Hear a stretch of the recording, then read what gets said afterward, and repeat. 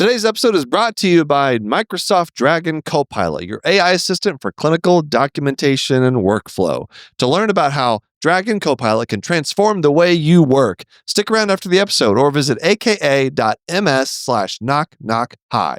That's aka.ms/knock-knock-hi.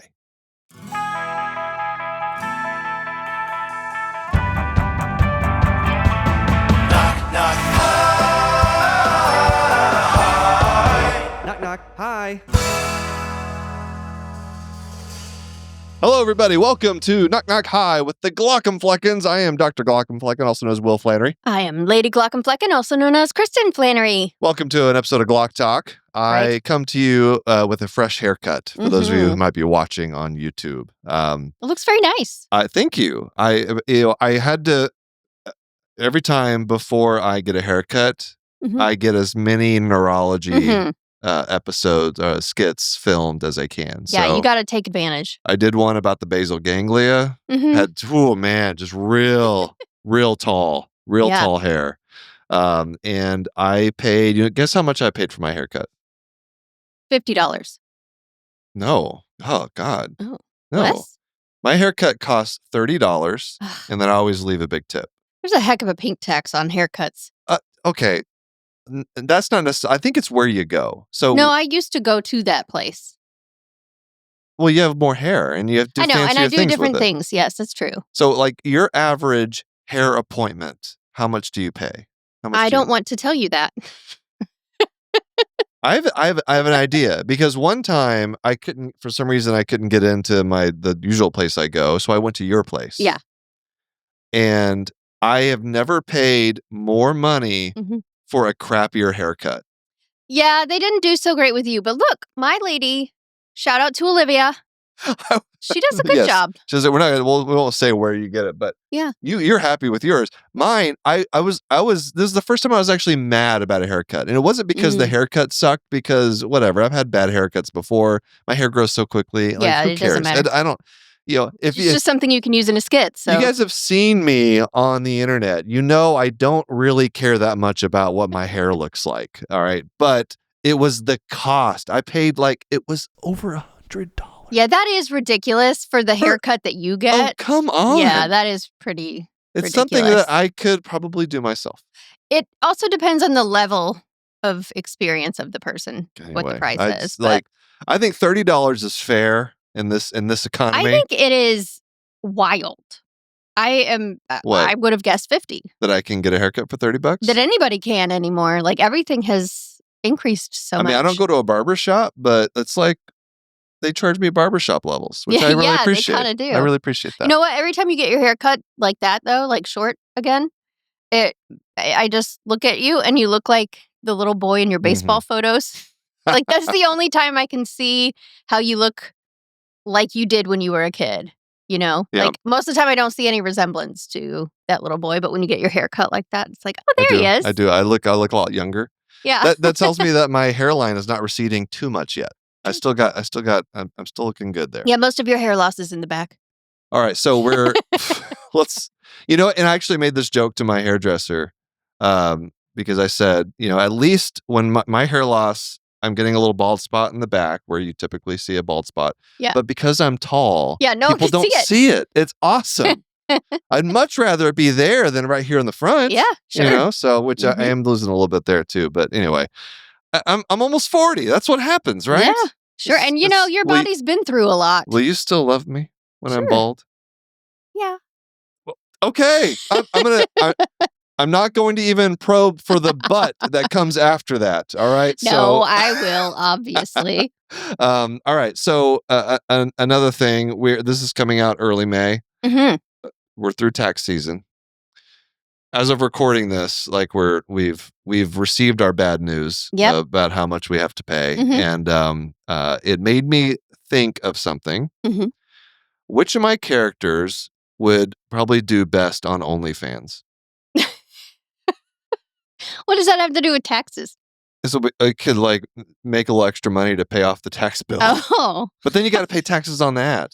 it's true. I'm just thinking, like, trying to think outside the box. Okay, so like you know, maybe you'll open an OnlyFans account to help with our tax well, bill, like, yeah, but you'll like, be a character. like in a pinch. Yeah. You know, like you got some cash flow issues. I need to make a quick buck. Uh-huh. I can't think of a better thing to do than put Jonathan in OnlyFans. I mean, that's got to be the one. How much It's you think? got to be the one. Honestly, I think a lot of people would pay some money for Jonathan. What would Jonathan have to do? Would he? How explicit do you want me to be? Jeez, where are you going? Because he'd have to. I could see him still wearing the shirt. Of course. And maybe just fully closed. Maybe just assisting. He's a never other nude. doctors in doing the OnlyFans work. No, it can't be that. No. No, Okay. I feel like it's got to be Jonathan doing the work. But he doesn't say much. So Jonathan, that's nice. but Jonathan is like, I think he's asexual. Right. Well, who knows if he's even actually human? He might not be. We don't know. Exactly. Let's see. At least I think ortho would probably be pretty popular. Oh yeah, sure. Neurologist, not so much. No. Sorry, The neurologist. internal medicine, they wouldn't be able to come to a decision on what they wanted to do quickly enough. Right. The opportunity would pass them by. Exactly. Who else? Emergency Medicine. You might do well. Yeah, I think so. I mean, it gets the heart rate up. I think emergency medicine would appreciate that. All right, this is a family show. That's I think right. we need to move on. You brought it up. You're right. I'm so sorry, everyone. Well, but I do want some feedback from you. But it's a real question. Please let me. Not that I'll actually do it unless we really. I don't know. Maybe next year the tax bill will be even higher. Well, I would say the only time I could consider doing this is it would be a last resort thing, and it would be if like we are financially devastated by medical bills. Sure. Then maybe the pediatrician will. The pediatrician? No. No, worst. I don't like this. Okay, all right. The pathologist with the microscope. That's fine. Okay. Do some things with the microscope. Anyway, okay. Enough of that. I'm so sorry, everyone. It's just like 10 in the morning. Yes, it is. It is. But we're feeling good. We're doing good. All right. I have we're looking at the survey results. Yeah. Thank you to everybody that filled that out. People filled out the survey. We loved it. A lot of great responses. Yep, we got a lot of good ideas. And what it's clear to people is they like funny stories. Mm-hmm. So I have a story for you. Okay. Now, this, I want everyone to keep in mind when you hear this story, I was 18 years old. Boy. Okay.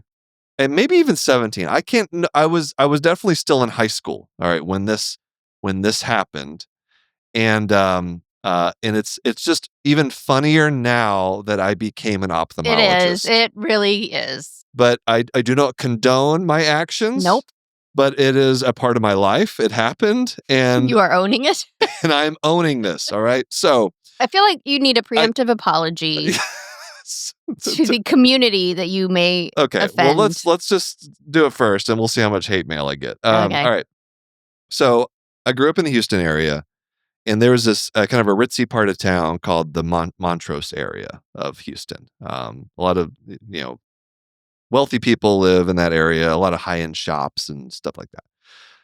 And there was this store in the Montrose area that sold glass sculptures, glass artwork, glass. It's just everything was glass. Very, very expensive stuff.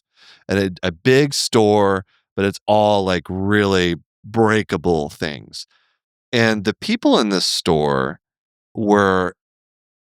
they're quite mean in terms of, were they mean, or were you no, they were someone that needed some attention? They were, let's say they were very attentive to the customers. Yes. To the point, because part of it was because they were afraid of people breaking their stuff. Right.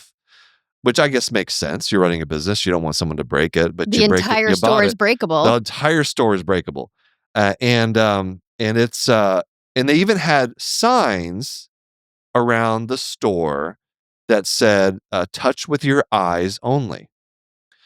And like, they don't want you to even touch it and then people would follow you around the store, like kind of in a distance, but they're always watching you. That's the point. And so it was like kind of like this, Big Brother type feeling. You just didn't feel comfortable being in there. Right. And so it's not a place where you go to browse. Yeah, and so I was with my mom. We were doing something in that area of town, and came across the store, and we decided to play a bit of a prank, where I pretended to be a blind person, and the idea was that we would just go in the store to browse. And so I had the sunglasses on, and I had my hand on my mom's shoulder, and we walked in. The look on those employees' faces when we walked in, Oh boy. and as it's like everybody, they were all they like created this like protective circle around us, like, please, like, oh my God, please don't let this blind person. I guess I was very convincing, because they It was your first Yes. run at acting. Yeah, it was. And at one point, I would as we were going around the store, I'd ask my mom, "Oh, can I hold? Can I touch it?" And then my mom would say, "No, there are signs that say touch with your eyes only." And I'd be like, "Mom, that is the only thing I can't touch with." Oh my God. And then so bad. And then the last thing was, so the second floor of this store was all like rugs and like fabrics. So all the breakable stuff was the whole bottom floor. Seems like they got that backwards. It's just, if I were the manager, I would do that differently. Oh yeah, I guess so. Yeah. What if I don't know. Anyway, that's a tangent. And then and at one point I did ask, I was like, well, what's on the second floor? And then 3 of the sales associates came, "Oh, you can go up there. Yeah, absolutely. If you want to go, if you want to look up there, I will show you the way." Anyway, that's pretty much it. Oh boy. So don't get mad at me. But it is a fun story that we. And anybody that is familiar with Ma Glaucomflecken from social media is not surprised by her involvement either. Yeah. Exactly. No, this is where you got it. She was totally into it. So anyway, that's the first and only time I'll ever pretend to be a visually impaired. Well, you have another story about visually impaired shenanigans. I don't think I pretended to be blind any other time. You did not. And no one was pretending. But when you worked in the textbooks warehouse. Okay, I know which story you're talking about. So in high school, I did not pretend to be blind in this one. But we had I did this summer job where we would like label textbooks and move textbooks. I was on the textbook crew for the school district.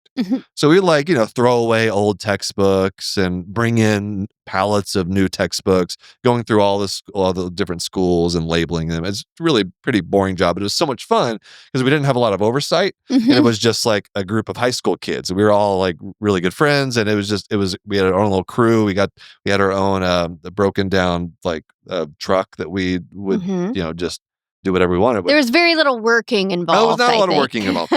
But one of our crew, this really great guy, is a big guy. He's like 6'5". He could have been a football player, but he had retinoblastoma as a kid, and so he was like 95% blind. Like just light. He could see like lights and shadows and things. And he was physically very imposing. Yes. And he loved to play practical jokes on us. So often we'd be working and doing a lot of work within these giant book closets where there were no windows. And every so often, let's call your friend Johnny, shall we? He doesn't even need a name, but yeah, because of the game. Sure. So Johnny every now and then would play a joke on us. All right, we would be working in this windowless textbook closet, like 6 of us, And all How of big us, is this closet? it's Like, big enough for all of us to feel like we had plenty of room. okay. And then all of a sudden, the lights would go out. Mm, And we knew that we were playing Johnny in the Dark. that's right. And this was Johnny. This is our blind friend. Mhm. Would turn off the lights. And like we were on his terms now. Yes, exactly. And the whole goal, we had to stop what we were doing. And the whole idea, the goal was to not let Johnny get you. Yes. It was very scary because he's a massive dude and he could beat up any of us. Yeah. And so that was. Oh my goodness. So it's Johnny in the Dark. Yep. That was the game. So much fun. Oh man. And then you became an ophthalmologist. And then I became an ophthalmologist. All right, let's take a break. Hey, Kristin. Yeah. I've been, grossing you out about these Demodex mites, although I'm not sure why. They look like adorable. Well, these are cute, but it's the real ones that kind of freak me out a little bit. Yeah, but I have some new facts to share with you about great. Demodex. All right. These mites have likely lived with us for millions of years. Oh. Yeah. Does that make you feel better? No. Like they're passed down through close contact, especially between mothers and babies. Oh, wow. Such a special gift for our daughters. They're born, they live, they crawl around, and then they die on your eyelids and in your lash follicles. Their entire life cycle lasts about 2 to 3 weeks, all spent on your eyelids. Well, thank you for This that. isn't helping, is it? No. How do I get rid of them? Well, it's fun to gross you out, but we do have all of these. It's really common, but there is a prescription eye drop to help with these now. Okay. That probably excites you. That makes me feel better. Any yes. way to get rid of them, right? That's right. All right. Sign me up. Visit Mites Love Lids to learn more about Demodex blepharitis, which is the disease that these little guys cause. Sure. Again, that's MITES Love Lids, LOVELIDS.com to learn more about Demodex and Demodex blepharitis and how you can get rid of it. All right, we are back. I have some healthcare news. Okay. Another bit of feedback from folks in our little survey was some people do not want to be reminded about how terrible healthcare is. This is true. They see enough of it at work, and they would like to just be entertained. Sometimes, which is understandable. Yeah, I get it. Sometimes you just want to listen to our voices and forget about the world for a second, which is great. I love that people are listening to us for that reason. But sometimes we do have to just talk about these things. Sure, there's a lot going on. But I have one that's not too negative. This is coming from a new ProPublica article that people should check out. I love their investigative reporting because they're like, it's kind of like negative in that they're pointing out some of the terrible things that these health insurance companies are doing. Right. But I'm just going to talk about this one little part in this article. So everybody should go to ProPublica. It's right there on the front page. Well, probably not by the time they're listening. I forgot what the title of the article is, but it just came out like in end of or middle of April. So, all right. This was, and part of this story was talking about Blue Cross and how they were found liable for fraud. This is Blue Cross in Baton Rouge in Louisiana. Okay. And basically the issue was that Blue Cross was approving these like breast cancer surgeries, like reconstructive surgeries, breast removal surgeries. They were approving them for this particular center that was like world-renowned center, but then just like not paying for the surgeries. That is some shady stuff. Right. So they got sued for fraud. Sure. And I think this within the past few months, the center was awarded $421 million. Wow. So they won against Blue Cross. Nice. One of the largest verdicts ever in a single medical practice outside of like a class action lawsuit. And here's what Blue Cross said about it. It said, "We disagree with the jury's decision, which we believe was wrong on the facts and the law. We have filed an appeal and expect it to be successful. Well, I expect it not to be successful. Yeah, I don't know how that's... From 2015 through 2023, the Baton Rouge-based insurer paid on average less than 9% of the charges billed by the breast center for more than 7,800 individual medical procedures, even though it had authorized all of them. 7,800 medical procedures that they authorized, they paid 9%. Yeah. But they expect that appeal to be successful. Yeah, right? Like, of course you're going to be sued for fraud. And man, the worst thing for a health insurance company has got to be a jury trial for anything. Yeah, I don't know how you find an impartial jury. How do you find a juror in this entire anybody who's impartial to something like that? Maybe they're like 18 and haven't had to use the healthcare system yet. But here's one a great thing, even better, kind of more depressing part of this is that on several occasions, Blue Cross executives had signed special one-time deals with the center known as single case agreements to pay for their wives' cancer treatment. Oh, the executives' wives? The executives authorized and paid for their wives. Probably 100%. Yeah. So that's gross. But I mean, I am leaving their wives out of it. Well, sure, yeah. These women that have cancer. That is sad. Yeah, I think. But the tactics here are less than desirable. It's nice to know. I love stories where, like, either financially or some other way, the health insurance companies, get their comeuppance. Yeah, you've always loved an underdog story. God, I love it. Yeah. Absolutely love it. I'm just realizing this. I think your whole, well, not entirely, but a lot of your obsession maybe with the healthcare insurance industry has to do with that. Of like, they're just too big, too powerful, doing too many gross things. Well, also that makes good content. Sure. So have an underdog. Part of it's the whole punching up, right, thing. Right. So yes. Also just the personal experience. You got the little guy, and but one thing, and another part of doing this, constantly talking about health insurance, because I've heard from certain people on social media be like, it's not just the health insurance companies. Like, well, yeah, there's lots of problems in healthcare, but what really irritates me is when people equate that with physicians and health insurance. Like, it's the physician's fault too. Like, we are pawns in the game of healthcare. Right. I don't feel like comments like that have the full story. Like, there's the nuance is lost if you're making that direct comparison. Well, then it's also like, oh, well, what about this ophthalmologist who was convicted of Medicare fraud? One person. Okay, yeah, like there's that always is bad. Sure, there's bad people in every profession.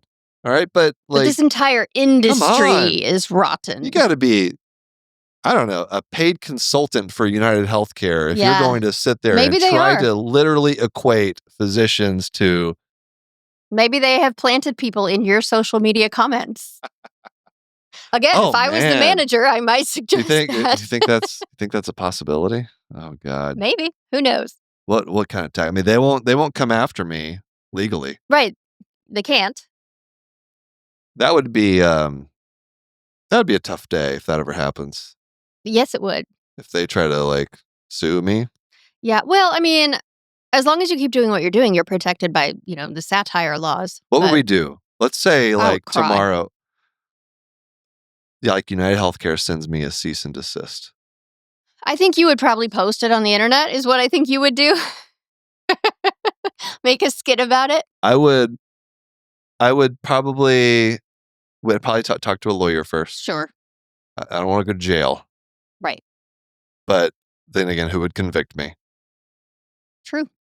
And then I'd post it all over social media. Yeah. Like that would not go well for them. That's true. And maybe that's part of why they leave you alone. I kind of want them to. No, don't say that. I do not want that. It would be a tremendous amount of stress. Yeah. But I mean, a little bit of excitement in our lives. No, your life maybe. Oh my gosh, that would be so stressful. I can't think of anybody else who would try to sue me. I mean, private equity is probably not happy with me, but they don't care. Private equity doesn't care. Yeah, I don't know. I don't know. If I came after like a specific... Let's not give anyone any ideas, though. Listener, who do you think should sue me right now? Oh, boy. Is it time for a break? Maybe the general surgeons? No, I don't know. No. It's anyway, $421 million Blue Cross had to pay for committing fraud. And it's not like, and this is like the government's like, they're looking into this because apparently like several of the insurance companies are overbilling their Medicare Advantage plans. Right. Sucks. Got a big problem here. I'm going to Australia soon. And I can't wait to hear all the Australians come up to me and be like, what is happening over there? Every time. I've been twice before. Yeah. I have a lot of conversations with people like, can you explain this to me? Yeah. What are you doing? Why is this happening? I don't know. It's a common thing. Yeah. All right, should we take one more break? All right, please.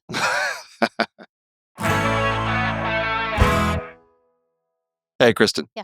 If I could give one piece of advice to like brand new physicians or even like med students, early career folks, it would be to get yourself some life insurance. Yes, that is the time to do it before you start having all sorts of health issues. Like a cardiac arrest. Or cancer. Yeah, the cancer scares. It's just, you never know what can happen. You don't. Right?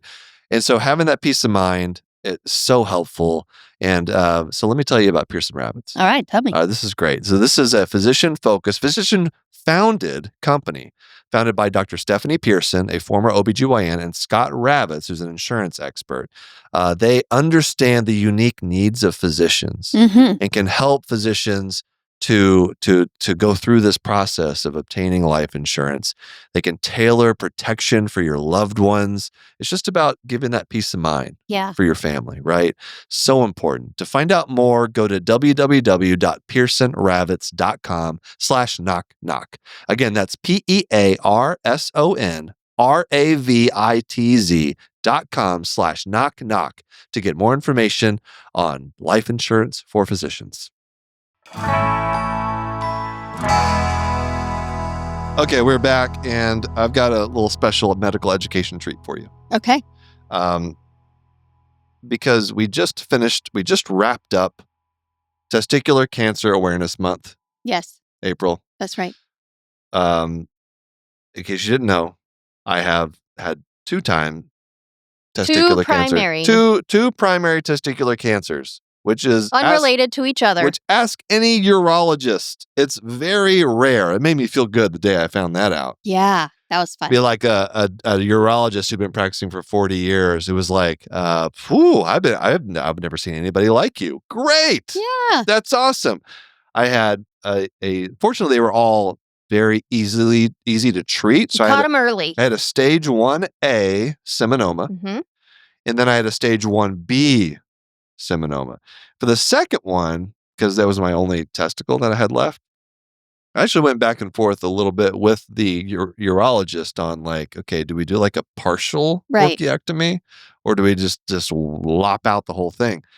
And there was a possibility that we'd have to go back and take out the rest of it. I guess I didn't even know you could do a partial. Yeah. And just take out a little piece of it. That was news to us. And I was like, you know what? Let's not mess with this. You can, other than like, having more kids, which we weren't going to do, you can replace everything that the testicle makes. Yeah, that's kind of a funny story too. Each of our kids cost you a testicle. We had a kid. And then about a year later, you lost a testicle. And then we had a second kid. And about a year after that, you lost the second testicle. It is their fault. There you go. It is their fault. It's a good thing we only wanted two, though. Yeah, that's fine. That's okay. And we got a dog, too. So that's kind of like a half a kid. Yeah. So anyway, I thought what we could do in honor of Testicular Cancer Awareness Month, I could tell you what spermatogenesis is. Oh, boy. Or just like the where all this stuff comes from in the testicle, like the physiology of it. Okay. Are you interested in this? For the sake of this podcast, sure. All right. So I'll just take you through the kind of the pathway here. Okay. So your hypothalamus in your brain. In your brain. All right. This is more interesting to you. In the middle. The middle, the like very center of it.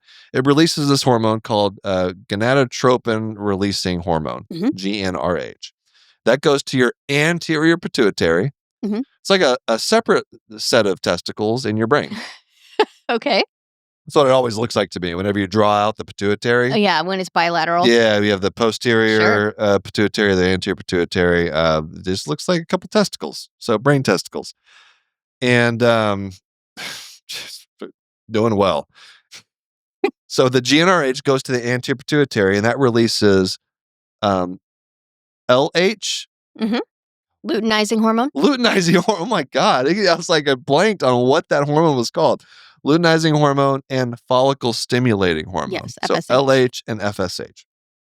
So the LH, that's what goes to the Leydig cells inside the testicle. All right. And that's where all the testosterone production occurs. Yes. So you're making all the testosterone. The factory. That's the testosterone making factory. The FSH goes to spermatogenesis. Okay. All right. And that begins at puberty. That's when you start making those sperm. It takes about 2 months to make a sperm. One single sperm, 2 months. Yeah. I mean, you're making like a lot at the time. But like each one, it takes 2 months to assemble. Yeah. Wow. Kind of makes me wonder, how quickly could you run out of sperm? I don't think you do. Can you? Well, if it takes 2 months, you would think that eventually you'd be. But every single day. Right. You're making more. But if you. So 2 months ago. If you use up a lot of your sperm real quickly. But 2 months ago and a day, you Yeah. started making the ones. Yeah. For today. Gotcha. So then tomorrow, 2 months ago. But what if over the course of a day, you're just out? That's now we're back to OnlyFans. Just can't get away from it today. So this occurs, the spermatogenesis process occurs in seminiferous tubules. You heard of those things? I have. I know all about testicles now. You've learned a lot. And how about the sperm itself? What about it? Do you know the anatomy of the sperm, of a single sperm? Well, it's got a head and a tail. It has the acrosome. The acrosome, which is the head, and there's the nucleus inside of it, the nuclear genetic material. The genetic material. And then it has a neck. The sperm has a neck. Okay. And then there's a middle part that's just called middle part. Are you serious? I'm reading from a textbook right now. Middle piece. Middle piece. Not much better, but middle piece. There's a middle piece. Okay. And then you got the tail. That's the swim. That's how it swims. Yeah.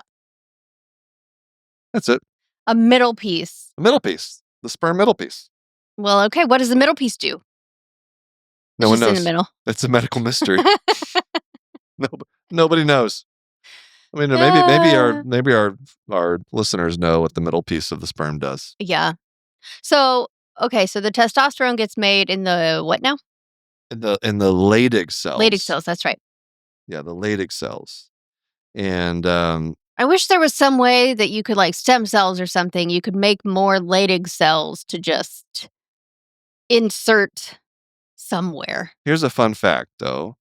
Testosterone production is unaffected by temperature.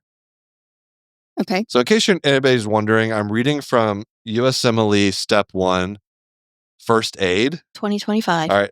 This is not an ad for this. Like I literally bought this so that I could, like, for content ideas.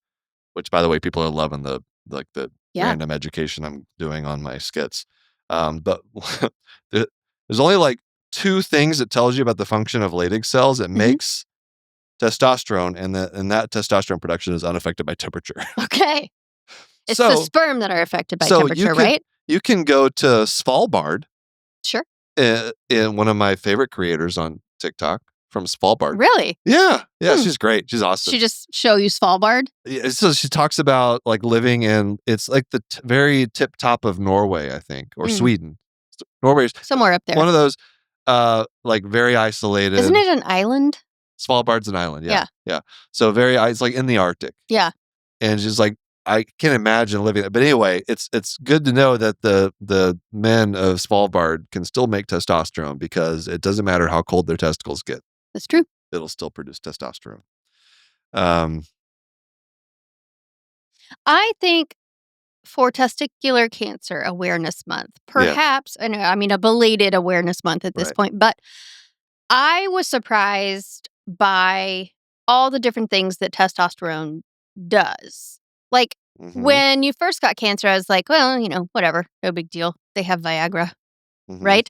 But then I learned about all the things that testosterone is involved with for a male. And it's pretty devastating not to have it, like physically, emotionally, I don't know, in lots of different ways. Yeah. And I feel like, you've had the 2 cancers and a cardiac arrest. And the thing that I feel like has affected us most, or at least me, I guess I can't speak for the rest of the family, but it's a tie between the cardiac arrest and the loss of testosterone and like the struggles with hormone replacement therapy and like all the implications and things that happened because of that. Like both of those things have been equally difficult and disruptive. So I don't know. I didn't know before our experiences. I had no idea that was such a big deal. And interestingly, this book, which is it's based on a medical licensing exam. So like everything you need to know to get your medical license to become a doctor, doesn't have a lot on testosterone function. Yeah, see, this is why maybe nobody thinks about this. Actually kind of interesting. Like it talks about, testosterone is involved in like your growth spurt, deepening your voice. Right. It closes your epiphyseal plates. Yeah.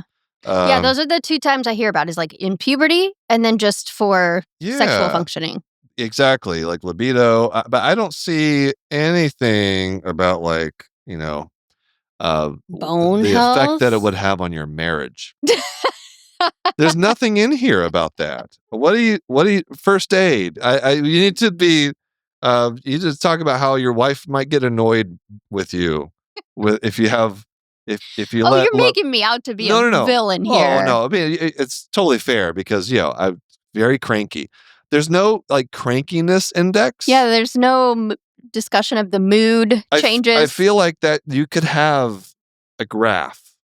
Yeah. With like levels of testosterone. Maybe we should make that graph. Crankiness.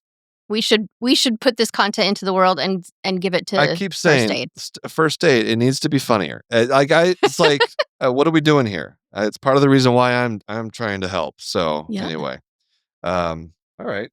Any other thoughts on testosterone or sperm? I think we covered a lot. I think that we're good. We're good. Yeah.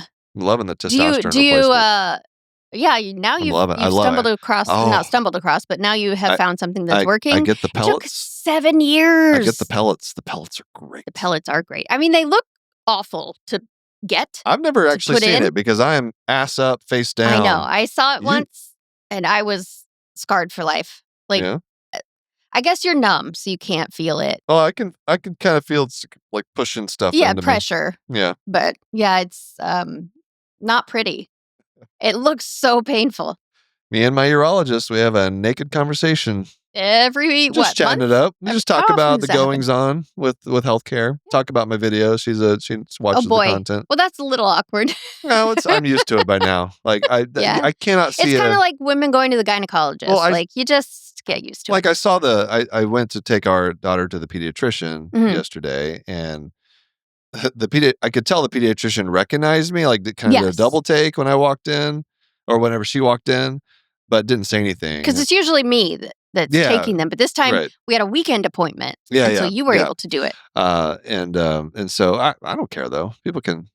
The weird one, which was actually inappropriate, is when I had a doctor who was not my doctor, but a partner of my doctor, who walked into my exam room just because they wanted to meet me. Yeah, that's not cool. Can't do that. You're still a patient. Not appropriate. I'm still a patient. Still got a little bit of a little whiff of a HIPAA violation right there. It was like I saw you on the schedule. Like, oh great, all right. Well, you're not my doctor. Thanks for following. See you later. All right, yeah, that's it. I think that's a wrap on Testicular Cancer Awareness Month. Yes. Although we didn't talk about like self-exams and stuff like that, but Yeah. I definitely So do those. Yeah, no one knows your testicles better than you. Honestly, like you know everything about them. You're down there anyway. If there's something weird going on with your testicles, like go see a doctor. That's the bottom line. That really is. Like go.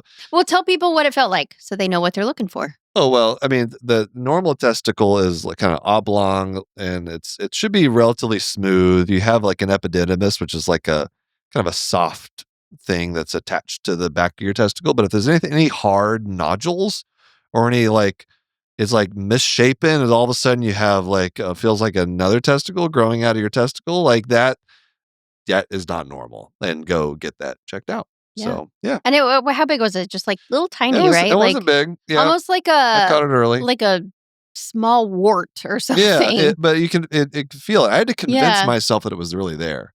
Like it took like a few days, like every day I was like, what is that? Mm-hmm. Is that normal? Like very easy to explain it away in my mind. Like, oh, I'm sure that's just a normal thing. But eventually I convinced myself, okay, this is not supposed to be there. I don't feel the same thing on the other side. Right. So I'm going to go in. And if you think it might be anything, just go get it checked. Like absolutely. Better safe than sorry. If it's something different, then just go get it checked. All right. Well, let us know what you thought of this episode. If you have any topics you want us to discuss. I don't know what May. Oh, I looked this up. May is like skin cancer awareness month. All right. So maybe in one of our episodes we can talk a little bit about melanoma. Okay. In the eye. Is that going to be a knock knock eye? Oh, maybe it should be. It should be. I think maybe I've talked about it before, but I can always redo it. That's good. Skin cancer. I think it's Skin Cancer Awareness Month. I don't know. Are there any other awareness months that you want us? Every month. Every month's got something. Lots of ways to hit us up. You can email us, knockknockhi@human-content.com. Visit us on our social media platforms. You can hang out with us and the Human Content Podcast family on Instagram and TikTok @Human Content Pods. You know whose podcast is really going gangbusters? Whose? How to Be Patient. That's right. Preston Roche. Margaret Duncan. Check it out. I wanted to say check it out. Well, I wanted to tell them to check it out. You did.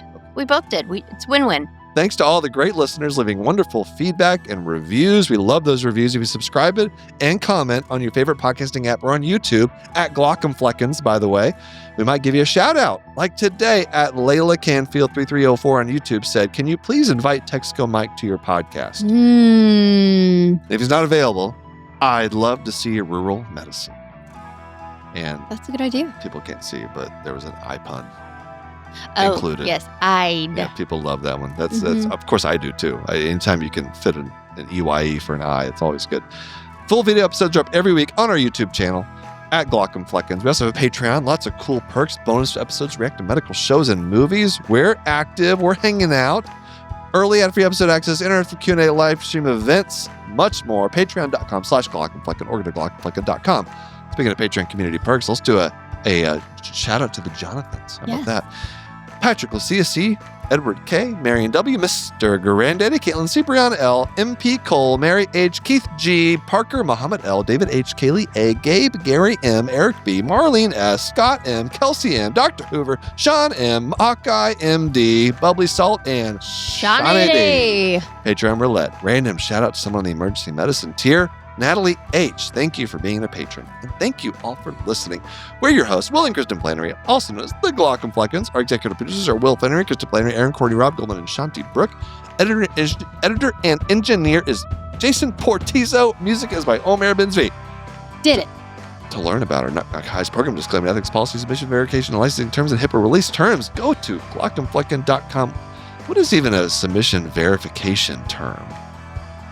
I should know these terms. Reach out to us at knockknockhi@human. It sounds really boring, doesn't it? Anyway, knockknockhi@human-content.com with any questions, concerns, or fun medical puns. Knock Knock Hi is a Human Content production.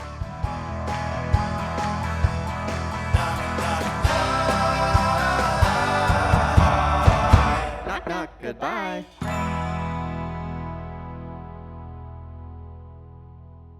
Hey, Kristen, are you good at multitasking? I mean, as good as you can be. I don't think it's ever like super effective. Yeah, and a lot of physicians are being asked to multitask. Yeah. All the time. It's true. You're on the computer, you're typing away, you're looking at labs, you're trying to listen to the patient, you're doing all these things. It's not effective. Yeah. Well, it can help though, you know? What? Microsoft Dragon Copilot. That can help. Yes, absolutely.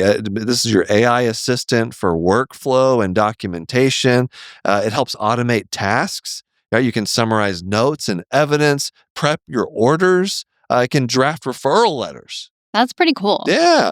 And with after visit summaries as well. You get an after visit summary. I do. I always read them too. Yeah. I'm a very good student. Microsoft Dragon Copilot can help you make that. Yeah, that's pretty sweet. I wish I had one of these things for like my job. Yeah. That'd be really nice. Running Glauc and Flecken? Yes. Yeah. It's a lot of work to make it where you are, presentable to the world. Absolutely. To learn more about Microsoft Dragon Copilot, visit aka.ms/knock-knock-hi. That's aka.ms/knock-knock-hi. Thanks for watching the episode. You can find more on that playlist over there. If you prefer to listen or you just had your eyes dilated, you can binge full episodes wherever you get your podcasts.